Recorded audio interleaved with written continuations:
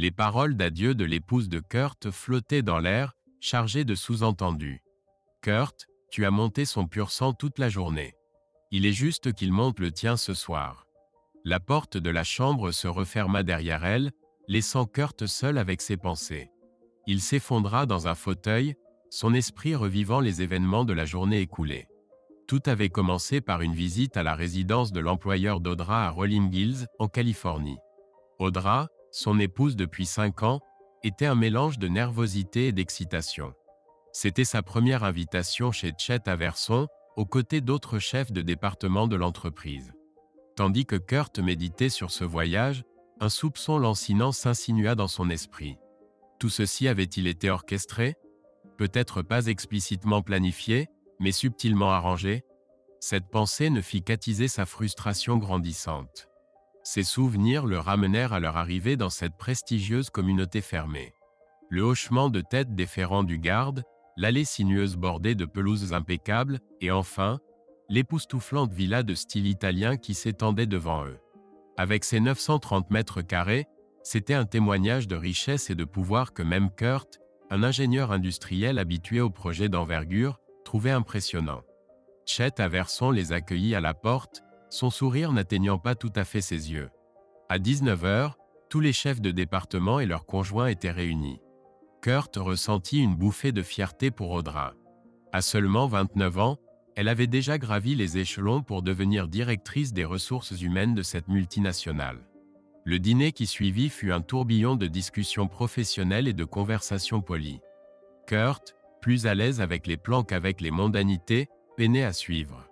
Néanmoins, il tint bon, s'appuyant sur des années d'expérience dans la navigation des contextes professionnels. Plus tard cette nuit-là, dans l'intimité de leur suite, Kurt et Audra partagèrent un moment de tendresse. Alors qu'ils s'endormaient, Kurt se sentait serein, ignorant la tempête qui se préparait à l'horizon. Le lendemain matin, il s'éveilla tôt, observant son épouse qui dormait paisiblement à ses côtés. Son esprit vagabonda vers leur première rencontre dans un Starbucks animé. Audra, pressée, était entrée en collision avec lui, renversant son latte brûlant sur sa poitrine. Le souvenir de la douleur était encore vif, tout comme le moment où leurs regards s'étaient croisés au-dessus de sa chemise ruinée. Ce n'avait pas été le coup de foudre, mais le début de quelque chose de profond. Maintenant, assis seul dans la chambre du manoir de Chet Averson, Kurt ne pouvait s'empêcher de se demander si cette rencontre fortuite l'avait mené sur un chemin qu'il n'avait jamais anticipé. Le souvenir de cette fatidique rencontre chez Starbucks lui revint en mémoire. Bien que la logique suggérât le contraire, une connexion inexplicable s'était établie entre eux alors qu'elle s'inquiétait du café renversé. Son offre de payer le nettoyage ou de remplacer la chemise fut accueillie d'un geste désinvolte. « Ne vous inquiétez pas, cette vieille chose a connu de meilleurs jours de toute façon. » Ma tentative d'esprit lui arracha un rire. 5 ans s'étaient écoulés depuis ce jour. 2 années de fréquentation avaient mené au mariage, et nous voilà maintenant, fraîchement douchés et habillés, nous dirigeant vers la salle à manger. L'arôme d'un somptueux petit déjeuner buffet emplissait l'air tandis que nous remplissions nos assiettes avant de nous installer. Au moment où nous terminions, Chet arriva de l'écurie, sa tenue d'équitation impeccable. « Mes amis, aujourd'hui vous aurez l'occasion d'explorer nos sentiers équestres. Je serai votre guide à travers la communauté, vous indiquant quelques résidences remarquables en chemin. » Mon esprit vagabonda vers mes racines du Midwest, où les chevaux étaient aussi communs que les champs de maïs. Les souvenirs des compétitions 4 heures et des triomphes adolescents sur ma fidèle monture firent naître un sourire nostalgique sur mon visage. Cela faisait bien trop longtemps que je n'avais pas ressenti le frisson de la selle. La voix de Chet interrompit ma rêverie. « J'ai des montures adaptées à tous les niveaux. Allons à l'écurie pour vous apparier. » La condescendance dans son ton était palpable, comme s'il s'adressait à un groupe de citadins n'ayant jamais vu de cheval ailleurs qu'à la télévision. L'écurie était une merveille, abritant des chevaux et des équipements haut de gamme. L'arrogance de Chet m'irritait. J'ai emprunté quelques chevaux aux voisins pour accueillir notre grand groupe. Soyez assurés, ce sont tous de beaux animaux. Mes yeux se posèrent sur un magnifique pur-sang, se tenant fièrement dans son box. Sans hésitation, je m'approchai. Je prendrai celui-ci. Le front de Chet se plissa. Attendez un instant. Brandy est un peu difficile. Je ne pense pas. Je l'interrompis en entrant dans le box, approchant Brandy avec la tranquille assurance d'un cavalier expérimenté. L'animal resta calme, sentant ma familiarité. Un sourire narquois joua sur les lèvres de Chet. Si vous tenez absolument à monter Brandy, sachez que je ne serai pas tenu responsable si elle vous désarçonne. À mon grand désarroi, Audra intervint. Kurt, peut-être devrais-tu écouter Chet. Choisis un autre cheval. Son manque de confiance me blessa. Elle avait vu les photos, les trophées. Pourquoi ce doute soudain? Brandy et moi nous entendrons très bien, affirmai-je, mon orgueil désormais pleinement engagé. Le sourire de Chet s'élargit tandis qu'il demandait à son palefrenier d'aller chercher le harnachement de Brandy. En aidant à seller la monture, je ne pus m'empêcher de remarquer le malaise du cheval en présence de Chet. Cela m'interpella quant à leur relation et ce que cela pouvait révéler sur l'homme lui-même. Chet menait notre procession équestre le long des sentiers sinueux, jouant les guides pour les riches et célèbres. Durant 2 heures, nous avançâmes tranquillement devant des domaines somptueux tandis qu'il citait des noms à chaque tournant. Je feignis l'intérêt, me concentrant plutôt sur l'établissement d'un lien avec Brandy.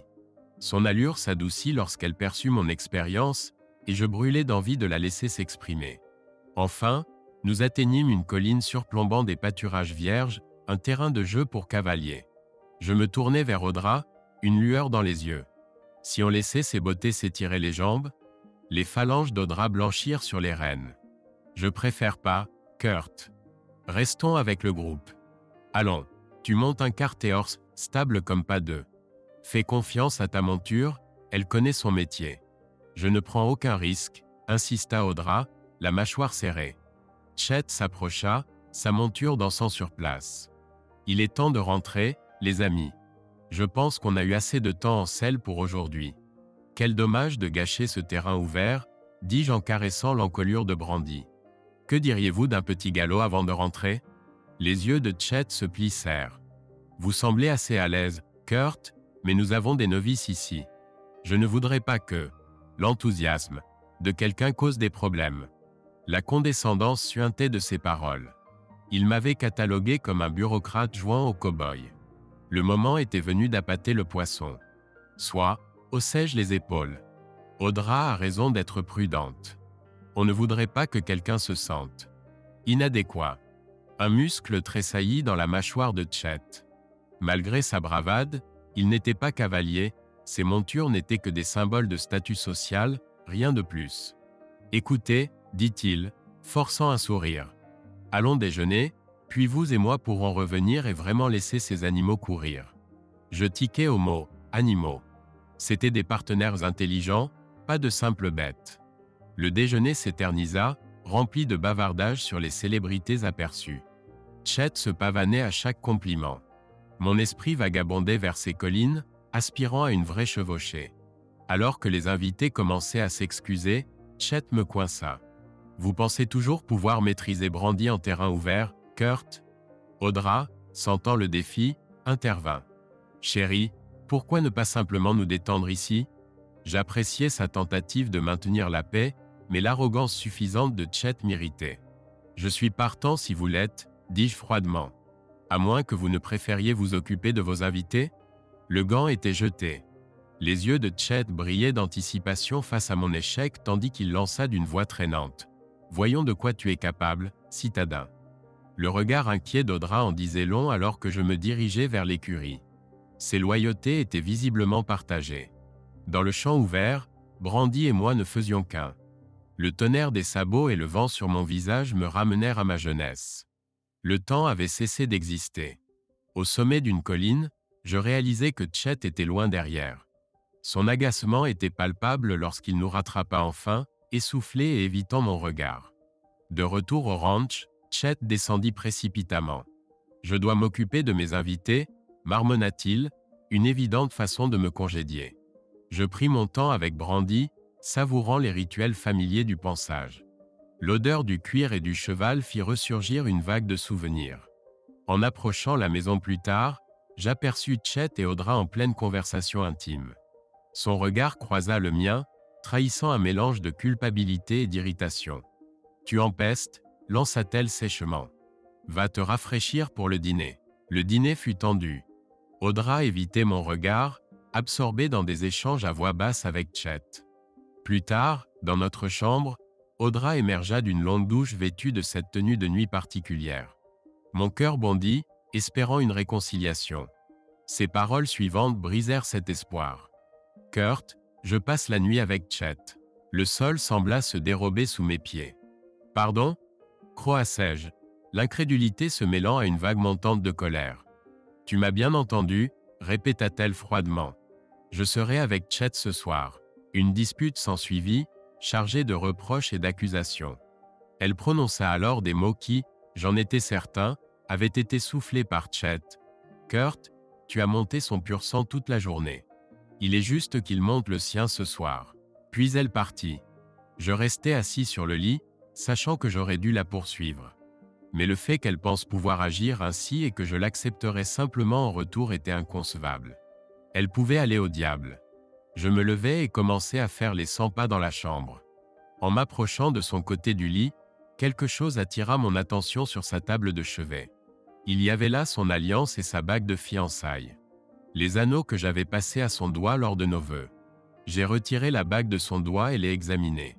Je l'ai serrée fermement dans ma main gauche, levé mon poing au-dessus de ma tête et frappé brusquement la table de nuit de ma paume ouverte. Ces bagues ont sursauté tandis que je retirai rapidement ma main, massant ma paume avec mon pouce droit. Bon sang, quelle douleur! J'ai regardé ma main. Une marque rouge en forme d'anneau était imprimée sur ma paume. Puis quelque chose s'est produit. C'était comme si un fusible avait sauté dans le cerveau de Kurt. Ses émotions se sont évanouies. Il a rangé sans cérémonie ses vêtements et articles de toilette dans son sac de voyage et quitté la chambre sans même un regard en arrière. Kurt a traversé la maison, sac à la main, et sorti par la porte latérale et monté dans sa voiture. Il a traversé le quartier résidentiel et franchi le portail, saluant un garde de sécurité au passage. Le trajet du retour fut sans histoire, avec une circulation fluide pour un samedi soir. Il massait distraitement sa paume tout du long. S'il avait regardé sa paume, il aurait vu qu'un hématome s'y était formé. Environ 1 heure plus tard, il était de retour dans son appartement. Il est entré et a regardé autour de lui. Il s'est demandé pourquoi il avait besoin de toutes ces choses. Il a porté son sac dans la chambre et jeté ses vêtements dans le panier à linge. Il s'est couché et s'est rapidement endormi. Le lendemain matin, son bras était sérieusement contusionné, mais il s'est préparé son petit déjeuner et s'est installé à table pour lire les nouvelles sur son téléphone, massant distraitement son bras. Le téléphone a sonné. Il a regardé le numéro qu'il ne reconnaissait pas. Il a décidé de répondre. « Allô » a-t-il dit. Il y avait du silence à l'autre bout de la ligne. Il a attendu environ 10 secondes, puis a raccroché, pensant que c'était un autre appel indésirable. Il a immédiatement bloqué le numéro, comme il le faisait avec tous les appels indésirables. Après le petit déjeuner, Kurt a décidé d'aller courir. Cela faisait des années qu'il n'avait pas couru régulièrement. Autrefois, il participait souvent à des courses de 5 et 10 km. Il ne savait pas pourquoi il avait arrêté. Après cette longue pause, il s'est ressaisi et a couru seulement 3 km. Il était essoufflé à son retour. Il était clairement hors de forme et a décidé de courir tous les jours. Audra est entrée dans sa chambre vers 9 heures du matin ce dimanche. La première chose qu'elle remarqua fut l'absence de Kurt. Elle est retournée dans la salle à manger pour voir si Kurt s'était enivré au bar et s'était endormi là. Mais il n'y était pas. Un sentiment d'horreur l'envahit. Où pouvait-il être? Elle est retournée dans la chambre et a remarqué que le sac de voyage de Kurt avait disparu. Elle est allée voir si la voiture était là. Bien sûr, elle n'y était pas. Elle avait craint cela, mais s'y attendait. Il était furieux lorsqu'elle l'avait quitté. Elle ne pouvait le blâmer. Elle l'avait délaissé pour une aventure sans lendemain. Ses yeux commencèrent à s'embuer. Elle s'assit sur son côté du lit. Qu'avait-elle fait? Le charme de Chet, combiné à sa position et sa fortune, ainsi que l'attitude obstinée de Kurt quand elle avait tenté de le dissuader de partir en randonnée, l'avait poussé à quitter son époux. En larmes, elle composa le numéro de Kurt. Il répondit simplement « Allô ?»« Oh Kurt, je suis tellement désolé. Pardonne-moi, je t'en supplie. S'il te plaît, reviens me chercher. Nous devons en parler. Je t'en prie, pardonne-moi. » Le silence régna à l'autre bout du fil. Il raccrocha. Elle tenta de le rappeler, mais il ne répondit plus. Mon Dieu, que dois-je faire maintenant? Elle essuya ses yeux et regarda sa table de chevet. Ses bagues y reposaient, éparpillées, et l'alliance de Kurt gisait au centre. Maudit soit-il, dit-elle en saisissant son alliance. En la ramassant, elle aperçut une empreinte circulaire parfaite sur le bois, symbole de leur union. Elle se remémora le moment où elle avait passé cette alliance à son doigt en prononçant ses vœux devant leurs proches. Puis elle fondit en larmes, inconsolable. Une demi-heure plus tard à peine, elle entra dans la salle à manger où les autres terminaient leur petit déjeuner. Ses yeux étaient gonflés et rougis. « Audra, tout va bien ?» demanda l'un des autres directeurs. Entre deux sanglots, elle se redressa et demanda « Quelqu'un pourrait-il me raccompagner après votre départ ?» Ils ne posèrent pas de questions. Ils devinaient ce qui s'était probablement passé. Ils avaient vu Chet la courtiser la veille. L'épouse d'un des directeurs dit « Bien sûr ma chérie, nous pouvons partir quand tu veux. » Audra sentait sa désapprobation face à ce qui s'était passé avec Chet. Audra fit demi-tour pour aller rassembler ses affaires. Elle remit ses bagues. Elle savait que reconquérir son mariage ne serait pas chose aisée. Elle espérait que Kurt accepterait de reprendre son alliance aussi facilement qu'elle, mais elle en doutait. Elle ôta son peignoir et contempla la nuisette qu'elle portait, celle que Kurt lui avait offerte lors de l'une de leurs vacances. Comment avait-elle pu faire cela? À quoi pensait-elle? De toute évidence, elle n'avait pensé ni à Kurt ni à leur mariage. Elle pleura de nouveau sous la douche, tentant de laver toute la souillure qu'elle ressentait. Elle se sentait si impure. Au bout d'une vingtaine de minutes, elle réalisa que la culpabilité ne pouvait être effacée. Elle sortit de la douche et se sécha. Dans le miroir, elle constata qu'au moins, rien ne trahissait physiquement sa faute. Elle n'aurait pas à se cacher de Kurt. Elle s'habilla et fit ses bagages. Elle ne prit même pas la peine de se maquiller. Elle savait qu'elle pleurerait encore. Lorsqu'elle entra dans le salon, sac de voyage à la main, le couple qui lui avait proposé de la raccompagner l'attendait déjà. Ils avaient déjà mis leurs valises dans la voiture. « D'accord, ma chérie, dit-elle, on vous ramène chez vous. » Le trajet fut majoritairement silencieux. Que pouvait-il dire? Que pouvait-elle dire? Il était déjà midi passé quand elle entra dans leur appartement loué. Elle se sentait vide, elle savait que Kurt n'était pas là. Elle alla directement vers sa commode et ouvrit le tiroir. Ses affaires y étaient encore. « Eh bien, c'est bon signe, se dit-elle. Elle s'attendait à ce qu'il soit déjà parti. Kurt, après s'être douché pour éliminer la sueur de sa course, décida de sortir, de profiter du temps, peut-être de se promener sur la plage. Quand il monta dans la voiture, il posa sa main sur le volant et la retira rapidement. Il souffrait et était meurtri. Il songea à aller au centre médical, mais en homme qu'il était, il n'en fit rien. Après sa promenade sur la plage, il se sentait bien. C'était déjà l'heure du déjeuner et il décida de prendre une collation. Un burger In-N-Out ferait l'affaire. Il choisit de s'asseoir à l'intérieur. Il observait les gens. Son attention se porta sur un couple d'environ 20 ans. Pourquoi était-il si particulier?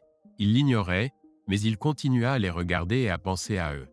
Ils étaient concentrés uniquement l'un sur l'autre, inconscients qu'ils les observaient. Cela le fit sourire. Après le déjeuner, il décida de faire une balade le long de la côte. Bien que le paysage fût magnifique, quelque chose le troublait tandis qu'il conduisait à travers les collines environnantes. Adra. Elle avait essayé d'appeler Kurt toute la journée, mais tombait systématiquement sur sa messagerie. Elle voulait qu'il la rappelle. Il était déjà 17 heures et elle n'avait eu aucune nouvelle de lui. Elle commençait à s'inquiéter. Reviendrait-il un jour? Elle songea à appeler l'un de leurs amis, mais comment expliquer pourquoi il n'était pas avec elle? Tout le monde savait que c'était le week-end où son patron les avait invités dans sa maison à Rolling Hills. Elle s'en était assurée que tout le monde le sache. Elle faisait le ménage. C'était son habitude quand elle était nerveuse et soudain, elle entendit la porte d'entrée s'ouvrir. Elle sortit de la salle de bain et vit Kurt s'affaler sur le canapé, prendre la télécommande et allumer la télévision. « Oh, Kurt, je suis si heureuse que tu sois revenu. Je suis tellement désolée pour ce que j'ai fait. Peux-tu me pardonner ?» Il ne dit pas un mot. Il regardait simplement la télévision. « Kurt, veux-tu me parler ?» dit-elle en s'approchant de lui. Il continua à l'ignorer. Elle détestait ça chez lui. Quand il était en colère, il lui infligeait le supplice du silence. Elle éleva la voix. « Kurt, arrête ce silence avec moi. Parle-moi. » Il restait simplement assis là à regarder la télévision. Elle saisit la télécommande sur la table basse et éteignit la télé. Il parut déconcerté et dit à voix haute « Et maintenant quoi ?» avant de chercher la télécommande. « Kurt, il faut qu'on parle. J'ai dit que j'étais désolé. S'il te plaît, parle-moi. » Kurt se mit à chercher la télécommande sur le canapé et même par terre. Audra était furieuse qu'il joue à ce jeu. Il continuait de chercher. Alors elle jeta la télécommande sur le canapé et dit « Tiens, ta fichue télécommande. Grandis un peu et quand tu auras mouru, il faudra qu'on parle de tout ça. » Kurt trouva la télécommande sur le coussin à côté de lui et la regarda d'un air confus. Il la ramassa, haussa les épaules et ralluma la télé. Audra cria « Éteins cette fichue télé et parle-moi. » Kurt resta simplement assis à regarder la télé. Audra quitta la pièce en trombe et claqua la porte de la chambre. Après une balade inconfortable dans les collines autour de Los Angeles, il décida qu'il était temps de rentrer. Il était épuisé d'avoir passé la journée dehors. Alors quand il franchit la porte, il se laissa tomber sur le canapé, prit la télécommande, alluma la télé et reposa la télécommande. Il regardait la télé quand soudain celle-ci s'éteignit toute seule. Il parut déconcerté et dit « Et maintenant quoi ?» avant de chercher la télécommande. « Où est cette télécommande ?» Il regarda autour de lui sur le canapé et par terre. Elle demeurait introuvable. Il regarda à gauche, pas de télécommande. Puis il regarda à droite, et la voilà qui reposait sur le coussin où il avait déjà regardé. « C'est quoi ce délire ?» pensa-t-il. Il ralluma la télé et continua de regarder son émission.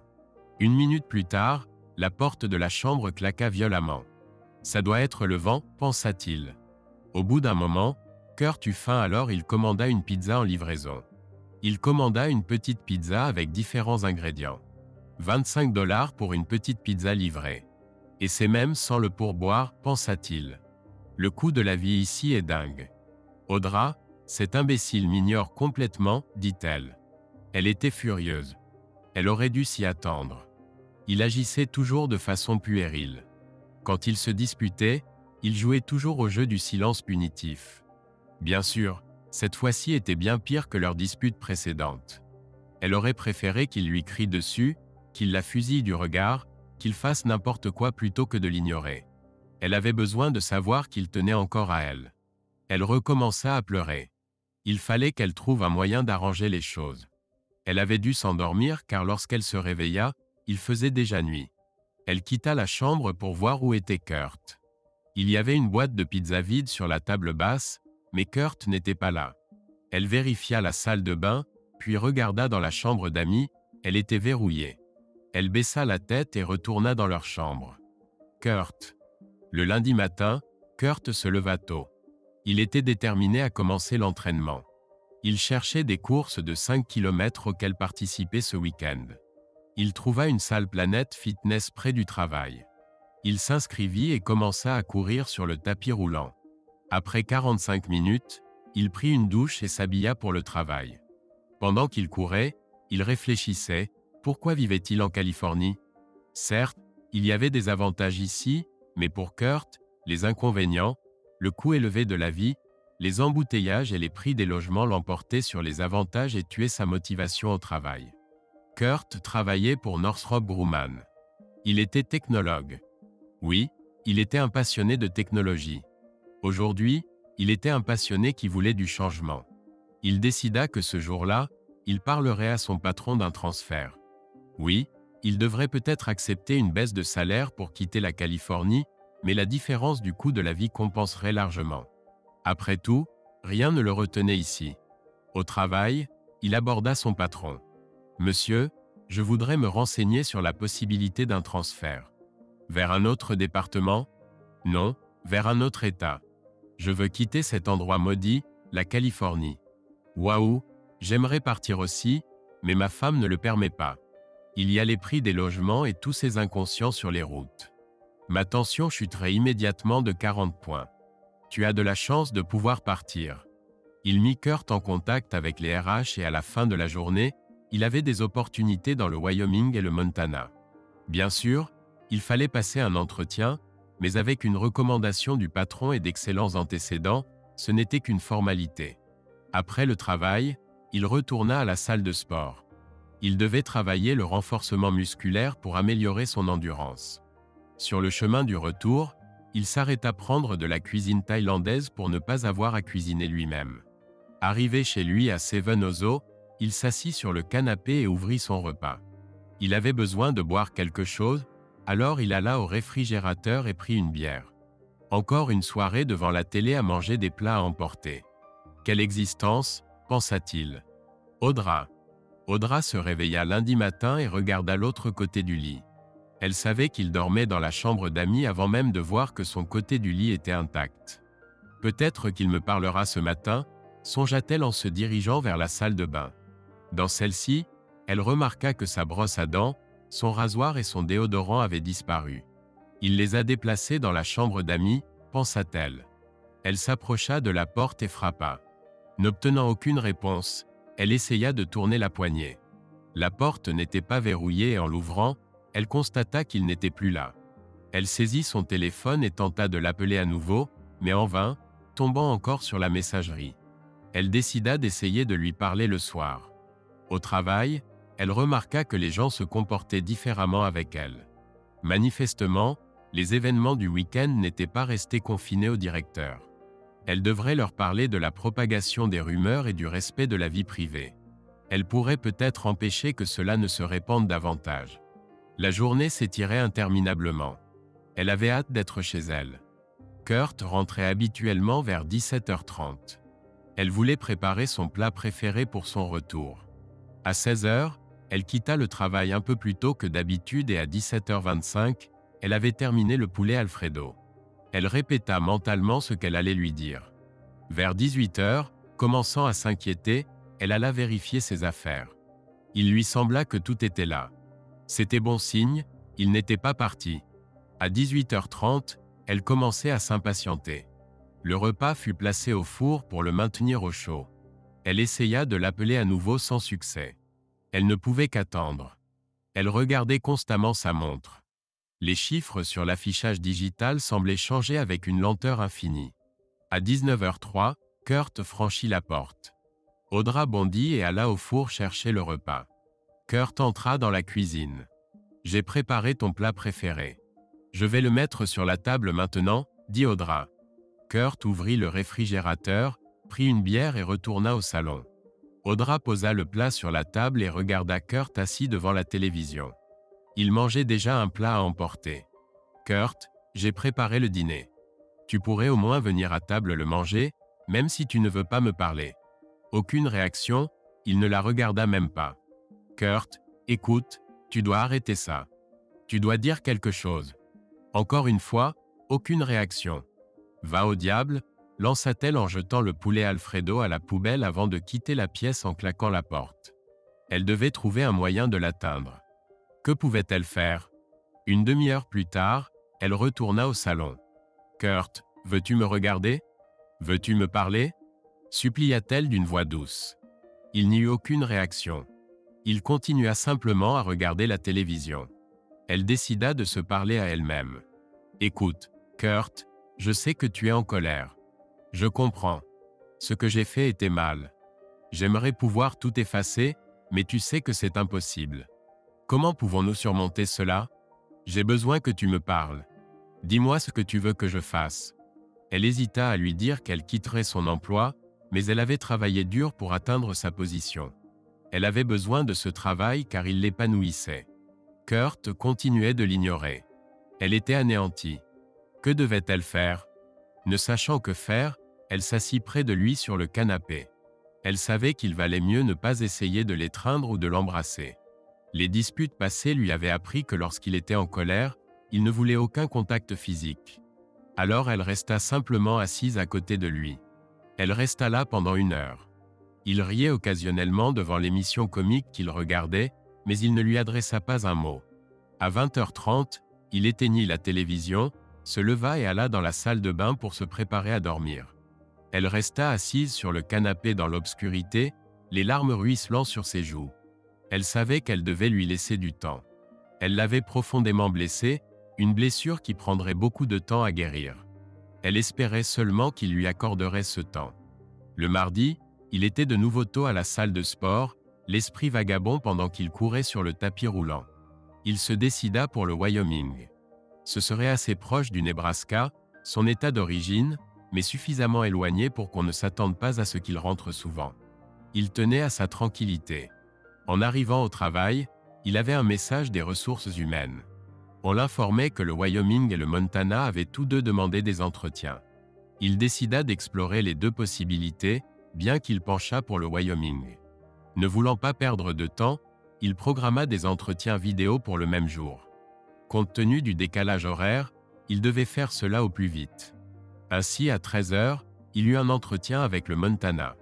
Il sentit que cela s'était bien passé et qu'ils avaient un besoin précis qu'il pouvait satisfaire. Cependant, le Wyoming l'emporta non pas en raison de sa proximité avec son état d'origine, mais parce qu'il travaillait sur l'armement de drones planants avec des lasers. C'était un projet qui l'attirait particulièrement et son expérience professionnelle actuelle serait particulièrement utile ici. « Quand pouvez-vous commencer » lui demandèrent-ils. « Donnez-moi cette semaine pour transmettre mes responsabilités et finaliser certaines choses ici.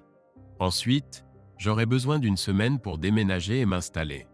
Disons la première semaine d'octobre. » « Cela me convient, » dit son nouveau patron. « Si vous avez besoin d'aide pour quoi que ce soit, n'hésitez pas à me contacter ou à contacter mon assistant. Nous ferons de notre mieux pour faciliter votre transition. » Durant toute cette semaine, Kurt se levait tôt le matin, allait à la salle de sport et travaillait tard chaque jour pour s'assurer que tous ses projets avançaient sans accroc. Cela signifiait que lorsqu'Audra préparait le dîner à 17h30 le mardi soir, il était absent. Le jeudi soir, elle ne prit même plus la peine de préparer le repas. Il rentrait tard chaque soir, soit en achetant à emporter, soit en ayant déjà mangé avant de rentrer. Il n'y avait toujours aucune interaction entre eux. Peu importe combien de fois Audra essayait de lui parler, il l'ignorait. Le vendredi soir, ses collègues de travail lui organisèrent une fête d'adieu dans un bar. Cette nuit-là, il rentra chez lui presque à 23 h, dans un état d'ébriété avancé. Il s'endormit sur le canapé. Audra était déçue et malheureuse que Kurt ne la reconnaisse même pas. Elle appela sa collègue et accepta d'aller petit déjeuner. Elle avait besoin de parler à quelqu'un de la situation. Elle avait besoin d'aide. Son amie était divorcée, peut-être avait-elle de l'expérience sur la façon de sauver un mariage.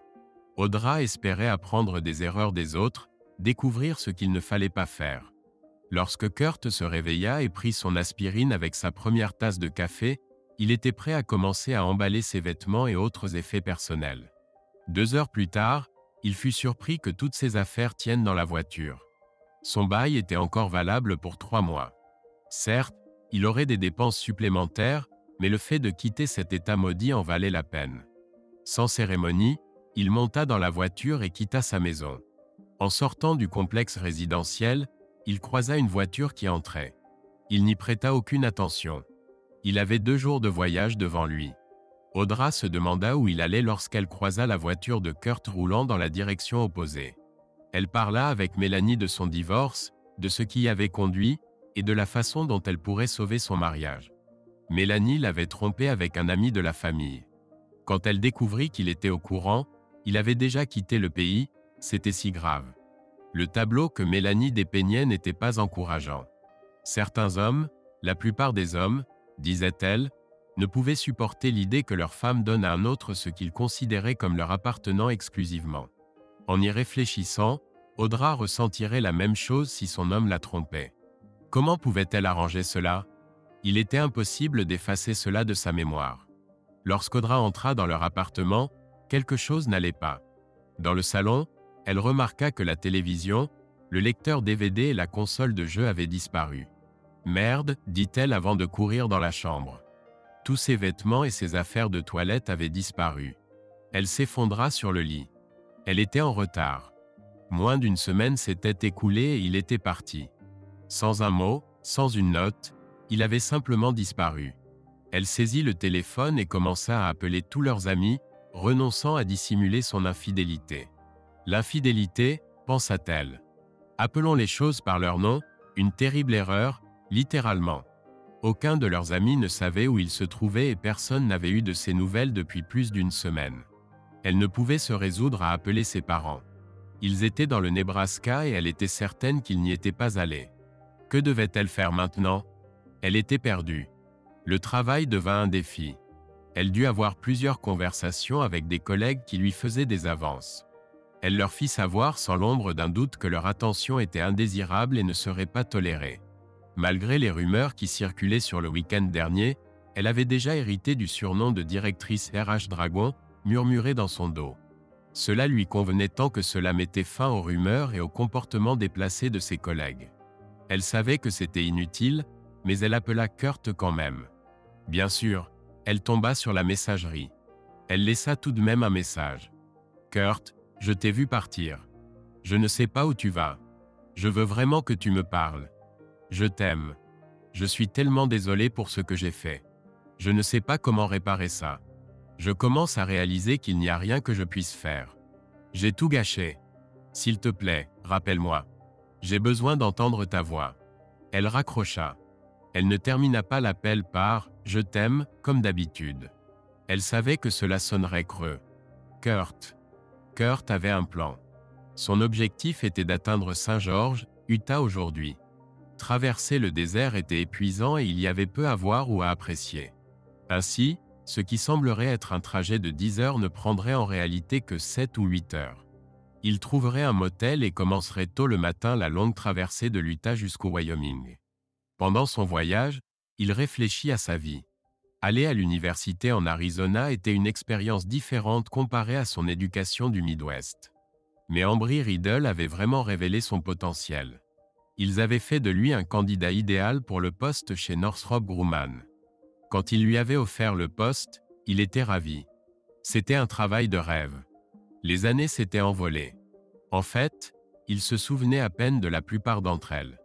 La plupart du temps, il savait que tout tournait autour du travail.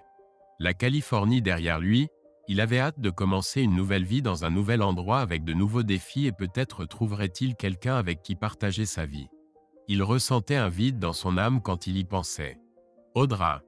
Le lundi matin, Audra décida de prendre congé et tenta d'accélérer les choses en rendant visite à Kurt à son travail.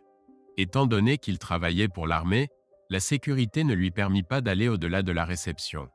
Lorsqu'elle demanda Kurt, on lui répondit qu'il n'était pas disponible. Bien sûr, elle n'y crut pas. Il le couvrait.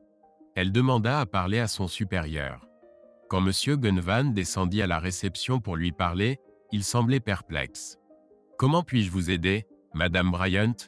Je dois parler à Kurt. Je sais qu'il m'évite, mais j'ai vraiment besoin de lui parler.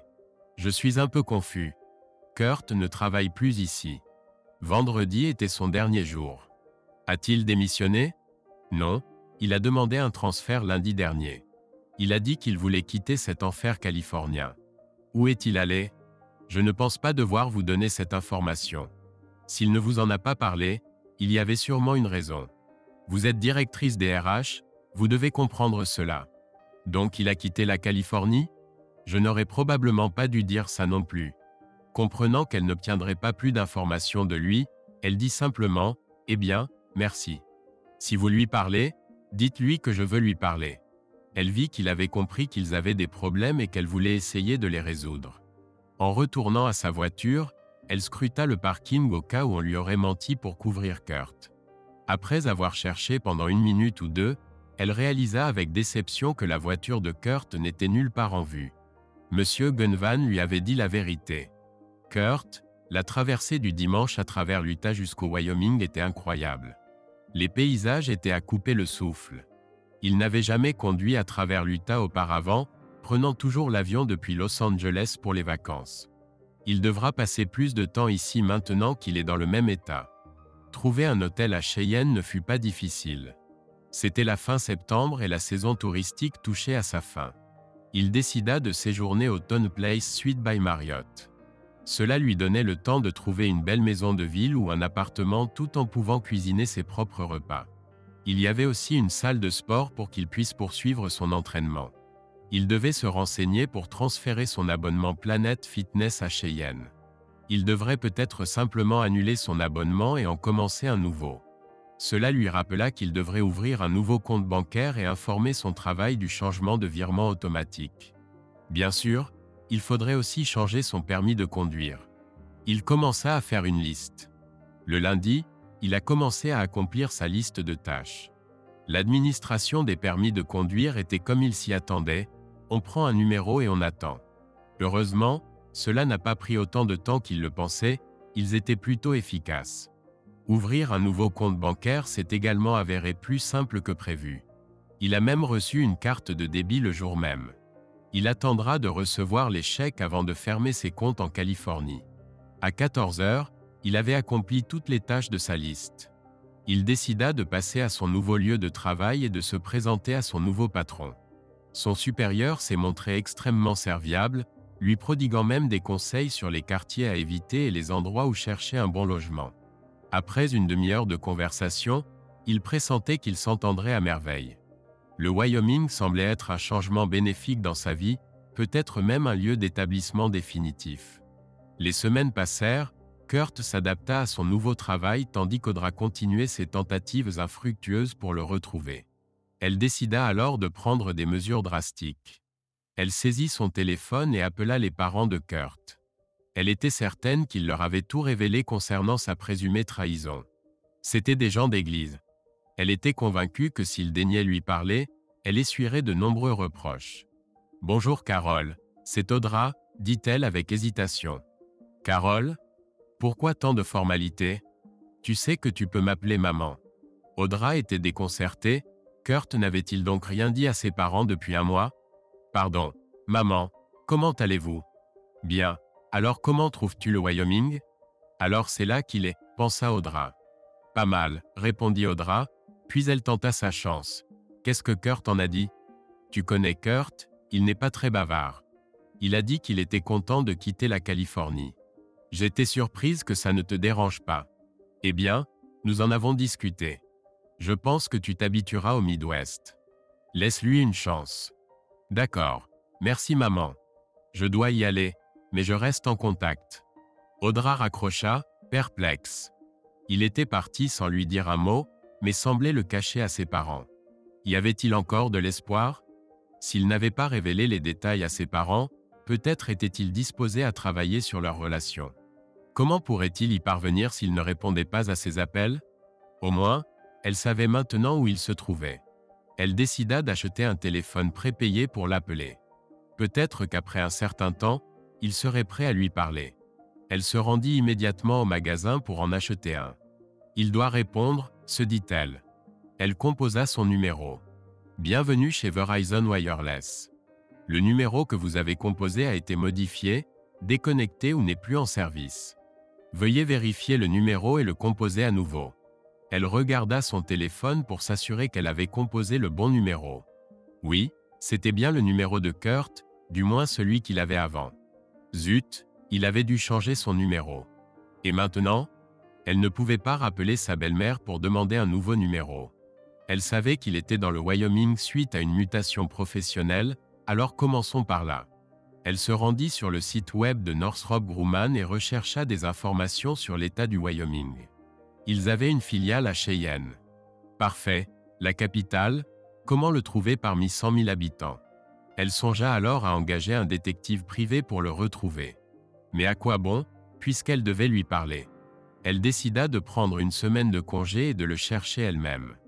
Kurt, au travail chez Course, tout se passait à merveille, et il commençait à se sentir intégré dans l'équipe. C'était fin octobre, et le service des ressources humaines l'informa qu'il devait remplir des formulaires pour ouvrir de nouvelles prestations. En examinant ses avantages sociaux, il remarqua qu'au lieu d'être sur un régime individuel, il était sur un régime familial. Il doit y avoir une erreur, pensa Kurt. Il effectua immédiatement des modifications pour passer à un régime individuel pour l'année suivante et demanda un remboursement. Les RH examinèrent la situation et déclarèrent qu'ils avaient approuvé le régime l'automne dernier et qu'ils ne pouvaient rien faire car c'était sa décision. Kurt était perplexe et se frotta distraitement la paume. Il regarda la main qu'il frottait. Sur la paume, sous la peau, il y avait un cercle de tissu dur, de la taille d'une pièce de 500. Je devrais faire examiner ma main, pensa-t-il. Audra. 3 semaines après la conversation avec la mère de Kurt, Audra était assise dans sa voiture devant son lieu de travail, attendant que sa voiture sorte du parking. À 17h30, elle l'aperçut et le suivit. Il se rendit à la salle de sport Planet Fitness et entra. Devait-elle y aller et le rencontrer? Et s'il l'ignorait encore et partait simplement sans lui donner une chance de le suivre? Elle perdrait alors l'occasion de découvrir où il habitait. Elle ne pourrait pas non plus lui parler comme un couple normal.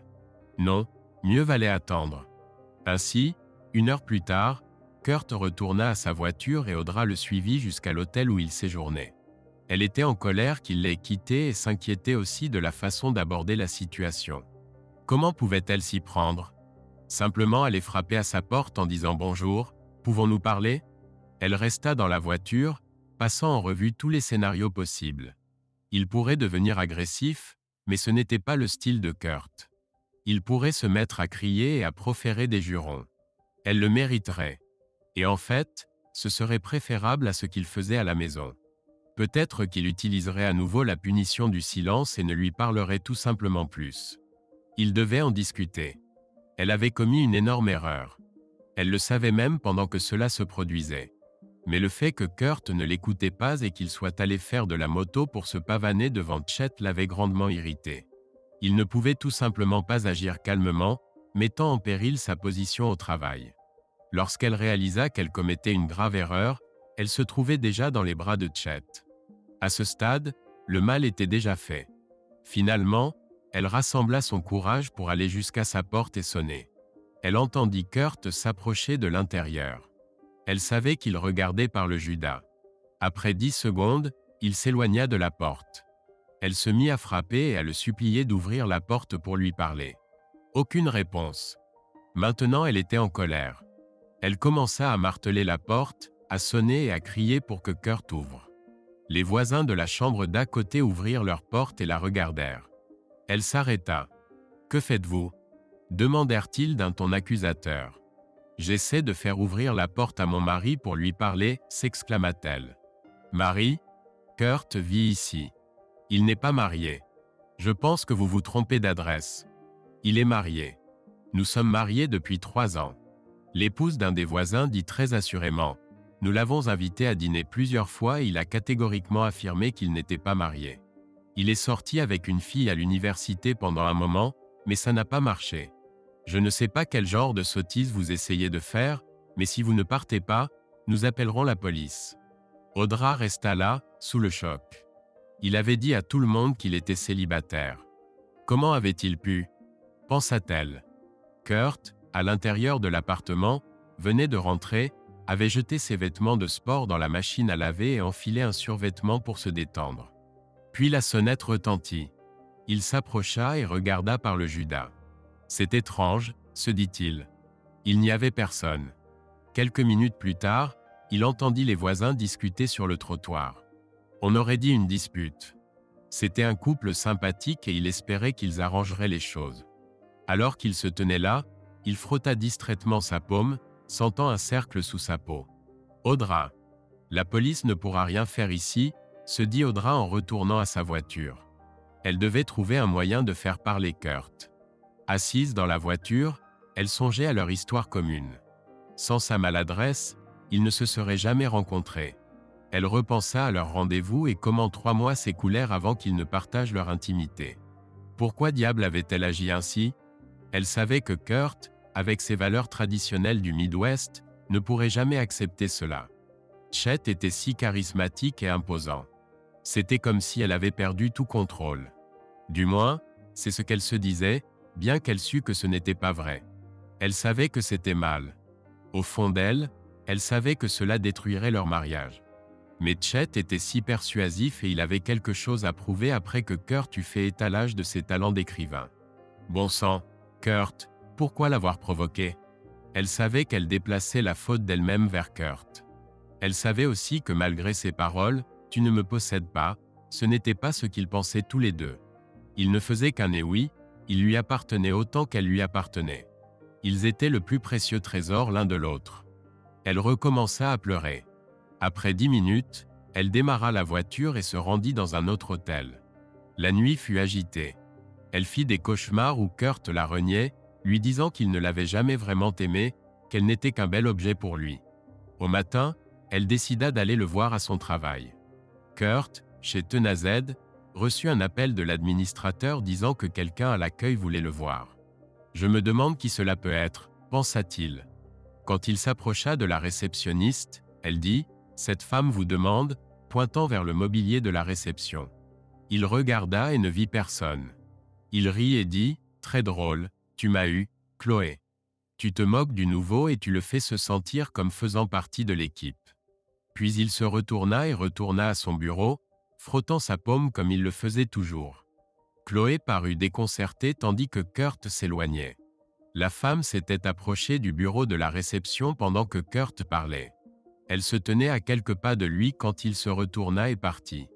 Audra resta là, sous le choc. Kurt l'avait complètement ignoré, ne reconnaissant même pas sa présence dans la même pièce devant une autre personne. Chloé s'excusa auprès de la femme qui expliqua qu'elle était son épouse, mais qu'ils s'étaient violemment disputés. Chloé, ne sachant que faire, appela le spécialiste des ressources humaines. Lorsqu'il se rendit dans la salle d'attente, il évalua discrètement la belle femme qui s'y trouvait. Il n'aimait pas ne pas pouvoir bien la regarder. En tant que professionnel des RH, il devait montrer l'exemple. Il se demandait combien de ces femmes il pourrait inviter s'il n'avait pas à être le responsable RH approprié. « Bonjour, je suis Monsieur Bender Miller. Comment puis-je vous aider, mademoiselle ?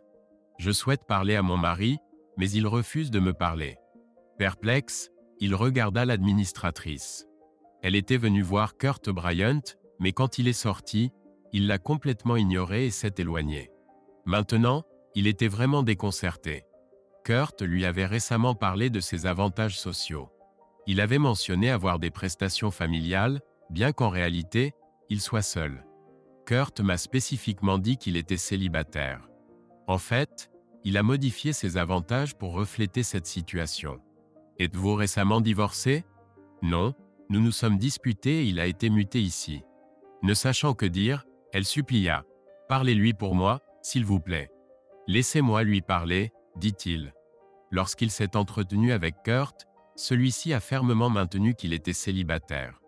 Il est retourné voir la femme dans la salle d'attente et lui a dit que Kurt affirmait ne pas avoir d'épouse. La femme insista qu'elle était son épouse. Elle lui montra son permis de conduire. Il portait effectivement le même nom de famille que Kurt et une adresse à Los Angeles. Elle était si persistante qu'il décida d'appeler le bureau de Los Angeles. Monsieur Even confirma que Kurt était marié, du moins pendant qu'il travaillait là-bas. Audra était même venue le voir après le transfert de Kurt. Il décrivit Audra et sa description correspondait à la femme dans la salle d'attente. Et l'ancienne adresse de Kurt correspondait à celle sur son permis de conduire. « Mademoiselle, laissez votre numéro à Chloé et je vais essayer d'examiner cela. Séjournez-vous en ville ?» demanda-t-il, pensant en lui-même qu'une femme d'une telle beauté devait être une vraie peste ou avoir commis quelque chose de très grave pour qu'il veuille s'en débarrasser. Monsieur Cus Miller vérifia quelques détails supplémentaires et fut perplexe lorsqu'il parla à nouveau à Kurt de sa situation matrimoniale.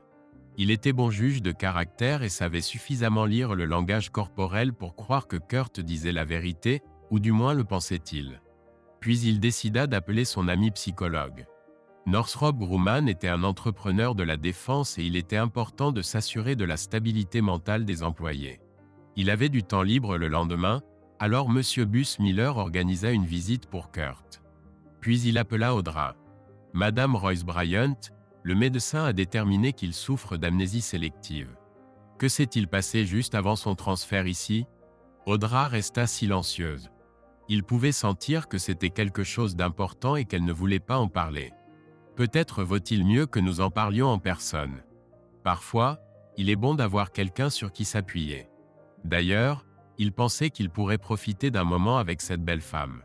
Ils se sont retrouvés dans un restaurant près du travail. Il lui expliqua ce que le médecin avait dit. Il lui demanda ensuite ce qui avait pu lui faire oublier son mariage avec une si belle femme. Elle esquiva, disant qu'ils avaient eu une violente dispute environ une semaine avant son départ pour le Wyoming. Cela devait être quelque chose de traumatisant pour causer une amnésie. Et puis elle craqua. J'ai eu une liaison avec mon patron, admit-elle enfin. À cet instant, Audra entendit la voix de Kurt. Elle l'entendit de l'autre côté du restaurant, qui n'était pas très bondé. Elle se retourna pour le voir parler à l'hôtesse. « J'ai commandé à emporter. » « Votre nom ? » ? Kurt Bryant. « Je vérifie votre commande, monsieur Bryant, » dit-elle avant de se diriger vers la cuisine. Audra, voyant une chance de lui parler, se leva et marcha vers lui. « Kurt, mon chéri, je suis tellement désolé, pardonne-moi. » Il resta là, l'ignorant, ne regardant même pas dans sa direction. « Kurt, » dit-elle en lui saisissant la main. La main semblait inerte. Elle la tira, mais son corps ne réagit pas. Elle se tenait juste devant lui, et il continuait de l'ignorer. Elle se mit à crier et à taper du pied. L'hôtesse revint avec la commande de Kurt et s'adressa à Audra. « Mademoiselle, quel est votre problème ? » ?»« C'est mon mari, et il ne veut pas me parler. » Tout ce temps, Kurt resta impassible. Il remarqua sa commande et demanda « C'est mon repas ?» L'hôtesse hésita et dit « Oui. J'ai déjà payé. » Audra le tenait toujours d'une main, et il prit la nourriture de l'autre. « Merci, » dit-il à l'hôtesse et se tourna pour partir. Il tirait en fait la main d'Audra. Il marcha jusqu'à la voiture, posa la nourriture sur le toit, appuya sur le bouton de déverrouillage, ouvrit la portière et la heurta avec celle-ci. Pendant tout ce temps, Audra suppliait Kurt de lui dire quelque chose. Quand la porte la heurta, elle lâcha sa main, et il prit la nourriture et monta dans la voiture, bloquant la porte. Elle se mit à frapper à la vitre, mais Kurt démarra simplement la voiture et s'éloigna. Audra dut rapidement reculer pour éviter qu'il ne lui écrase le pied. Tandis que Kurt s'éloignait, elle s'effondra au sol. Pendant tout ce temps, M. Miller observait ce qui se passait. Il n'en croyait pas ses yeux. Il s'approcha d'Audra, l'aida à se relever et retourna avec elle au restaurant. Ils discutèrent de ce qui s'était passé. Tous deux étaient surpris par son inconscience totale de sa présence. « Je vais le renvoyer chez un psychologue. Puis-je vous demander de m'envoyer des photos de vous et Kurt ensemble ? » ?»« Bien sûr, j'en ai beaucoup. Je peux les transférer depuis mon téléphone. »« D'accord. Envoyez-les sur mon téléphone et je les transmettrai au médecin. Avez-vous une photo de vous seul ? Peut-être un cliché plus intime qui pourrait raviver sa mémoire. »« Oui, voici un cliché très personnel, » dit Audra avec réticence. « Peut-être que cela l'aidera à se souvenir, » dit-il, songeant qu'il ne serait pas contre l'ajouter à sa collection personnelle. Kurt fut rappelé dans le bureau de M. Bressa Miller et orienté vers un psychologue. Il était perplexe quant à la nécessité d'une nouvelle consultation. « Monsieur Bryant, veuillez vous asseoir. Puis-je demander pourquoi une autre évaluation ? Il y a un souci. Juste un suivi de routine. Cela ne prendra pas longtemps, dit-il. Monsieur Miller lui raconta les événements de la veille au restaurant. Il lui montra également des photographies. Connaissez-vous mademoiselle Audra Jackson, son nom de jeune fille ? Non, je n'ai jamais rencontré personne de ce nom, répondit Kurt en se frottant la paume. Pouvez-vous regarder cette photo et me dire ce que vous voyez ? La photo montrait Kurt et Audra prises dans un restaurant peu après le début de leur relation. C'est une photo de moi assis dans un restaurant que je fréquentais dans la région de Los Angeles. Qui d'autre est sur la photo ? Il y a quelques personnes en arrière-plan, mais je ne sais pas qui elles sont, juste des clients. Le médecin examina la photo. Kurt était clairement assis à table avec son bras autour de celle que M. Miller présentait comme son épouse. Il lui montra une autre photo. C'est moi sur la plage dans le kiosque. Comment avez-vous obtenu ces photos ? Le gouvernement me surveille-t-il ? Non, je les ai reçues de M. Bont Miller. Il les a eues de votre ami à Los Angeles. Il lui montra quelques photos supplémentaires et la réaction fut identique. Bien que son épouse soit sur toutes les photos, il ne la voyait pas. Il commençait à s'irriter légèrement, se frottant constamment la paume. Une dernière, Monsieur Bryant, dit-il, lui montrant une photographie de son épouse en déshabillé élégante assise sur le lit. Cette photo semble être celle d'une chambre luxueuse, probablement un hôtel. Bien, Kurt, merci, c'est tout. Le libérant, Kurt se leva et partit reprendre son travail. Lorsque M. Miller fut informé du résultat de l'entretien, il demanda s'il devait s'inquiéter pour son travail ici. Non, je ne pense pas. Il semble parfaitement fonctionnel. Hormis le blocage de tout ce qui concerne son épouse, il ne devrait pas y avoir de problème. Et à l'avenir, il pourrait retrouver ses souvenirs, mais ce n'est pas certain. Ces années avec elle ont simplement été remplacées par sa vie professionnelle.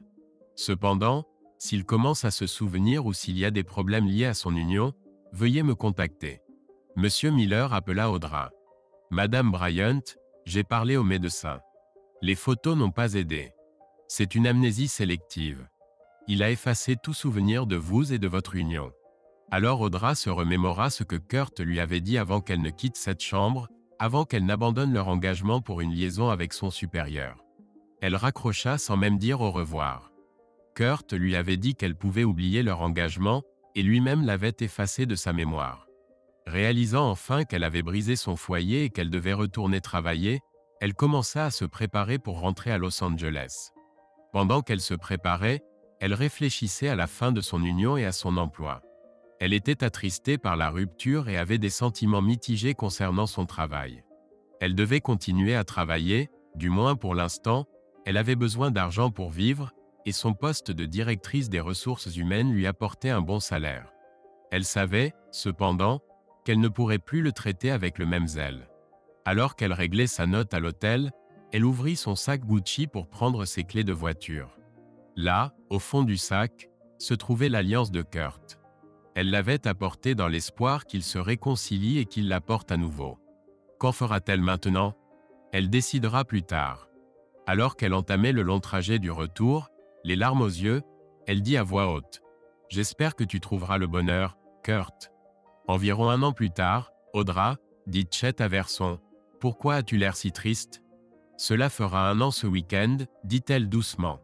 Je comprends, dit-il, et il comprenait vraiment. Depuis son retour de vacances, Audra était distante. Chet essaya de lui remonter le moral, proposa même de revivre cette nuit fatidique. Elle refusa catégoriquement et lui fit même savoir que ses tentatives étaient malvenues et que toute autre tentative de créer une relation autre que professionnelle entraînerait des accusations de harcèlement. Il prit cet avertissement au sérieux et cessa ses avances. Une semaine plus tard, Audra déposa une demande de divorce. Elle savait que leur union était terminée, mais elle espérait que Kurt comprenne soudainement et se souvienne des bons moments passés ensemble.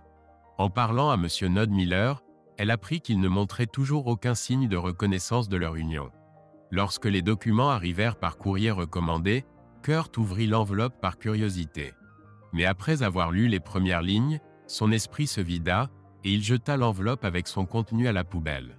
Il frotta alors distraitement la paume de sa main gauche. 90 jours s'écoulèrent et Audra se présenta devant le juge avec son avocat.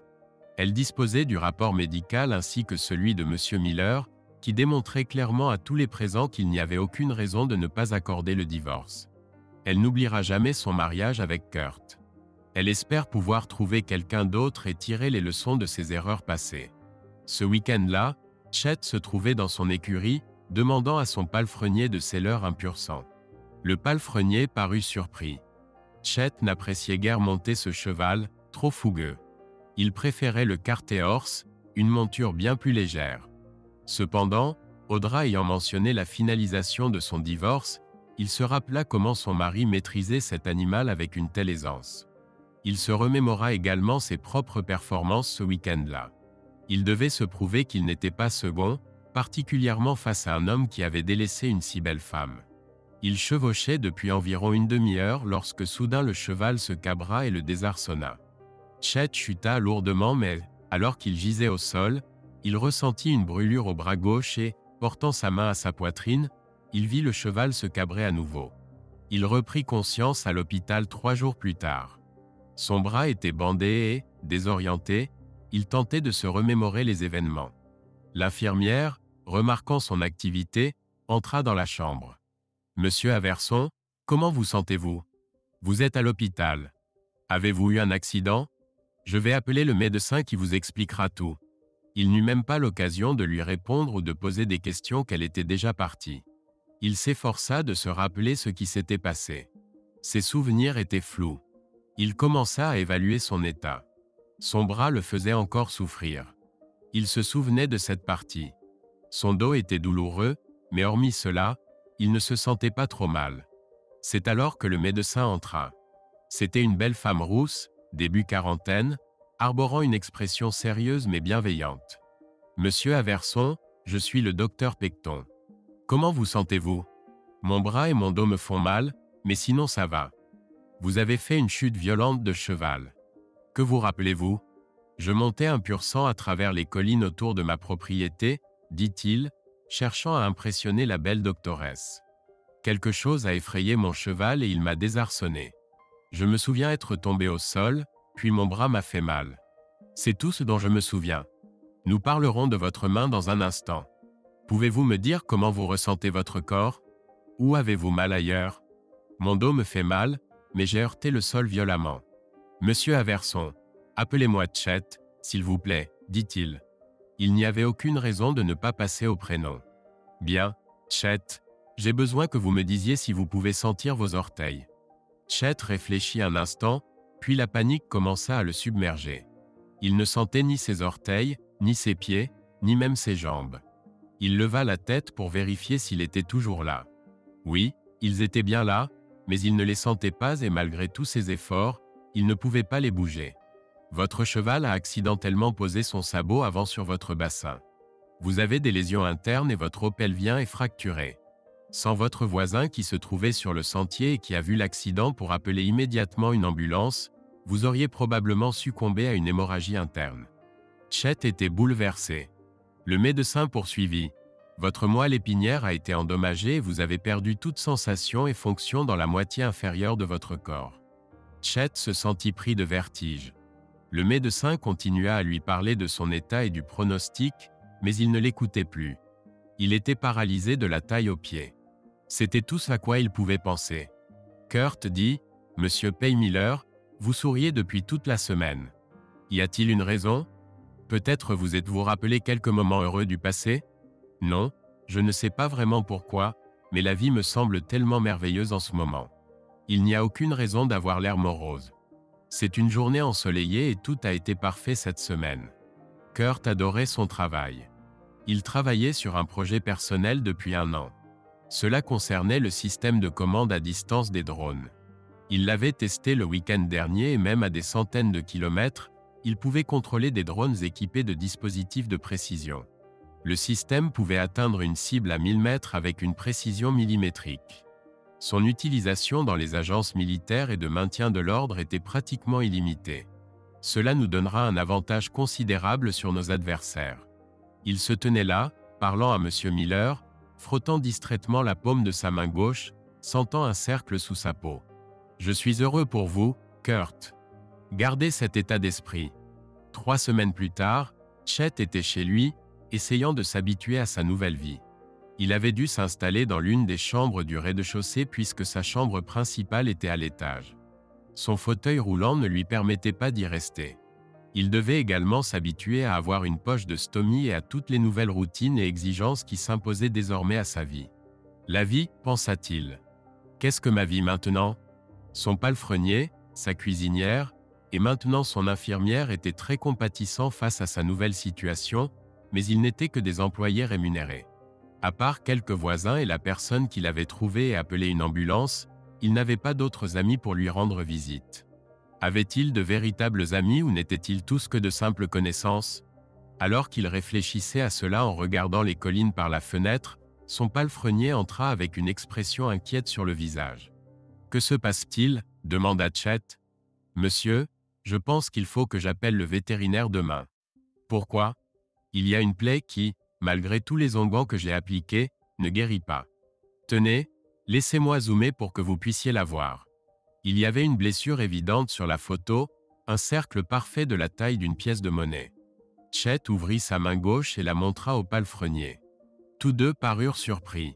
Sur sa paume se trouvait un cercle parfait de la taille d'une pièce de monnaie. Il ne savait qu'en penser. Cette nuit-là, alors que Chet essayait de se mettre au lit dans son fauteuil roulant, il enleva sa montre et la posa sur la table de chevet. Là, quelque chose attira son attention. Il y avait une empreinte sur la table de chevet. Il la regarda simplement, puis regarda sa main. Fin. Si vous avez aimé l'histoire, merci de nous soutenir avec le bouton « J'aime » et de partager vos impressions dans les commentaires. Merci.